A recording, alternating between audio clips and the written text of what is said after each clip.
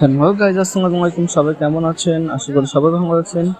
আমাদের ইসমামের শরীর অসুস্থ, তাই তার মন ভাঙা করার জন্য আজকে সকাল সকাল বের হয়ে যাই আমরা বাইরে ঘুরতে। তারপর দুপুরে লাঞ্চ করতে যাই পিৎজা বার্গে চট্টগ্রামে। তো সেখানে আমরা লাঞ্চ করি। লাঞ্চ করার পর ডাক্তারের অ্যাপয়েন্টমেন্ট ছিল 3:30টায়। আমরা 3:30টার পরে ডাক্তারের চেম্বারে যাই এবং ডাক্তারের চেম্বারে যাওয়ার পর ডাক্তার ইসমামকে দেখে, খুব ভালোভাবে পরীক্ষা করে। পরীক্ষা করার পর ওকে কিছু মেডিসিন দেয় এবং আমাদের সাথে ছিল আইমান, যে একটু দুষ্টুমি করতেছিল।